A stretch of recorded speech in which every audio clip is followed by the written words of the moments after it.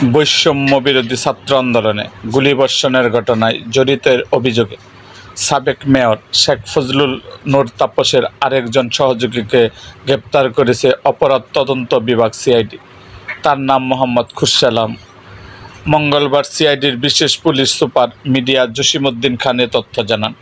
তিনি জানান, সোমবার রাত 12টা 5 দিকে রাজধানীর শুক্রাবাদ এলাকায় অভিযান চালিয়ে খুরশেদ আলমকে গ্রেপ্তার করা হয়। তিনি দীর্ঘদিন পলাতক ছিলেন। গত 15 মে একই মামলায় সাবেক মেয়র তাপসের আরেক ঘনিষ্ঠ প্রতিনিধি SM কামাল হায়দারকে গ্রেপ্তার করেছিল সিআইডি। 2024 সালের 4 আগস্ট রাজধানীর ধানমন্ডির জিগাতলা এলাকায় বৈষম্য বিরোধী আন্দোলন চলাকালে গুলিবর্ষণের ঘটনা ঘটে।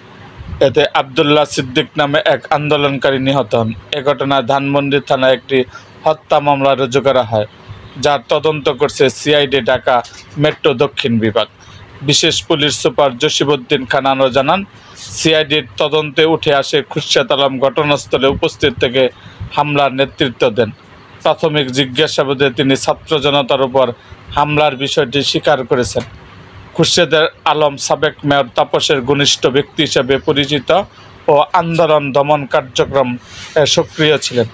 এরকম আরও ভিডিও পেতে আমাদের চ্যানেলটিকে সাবস্ক্রাইব করুন এবং পাশে থাকা বেল আইকনটি বাজিয়ে দিন।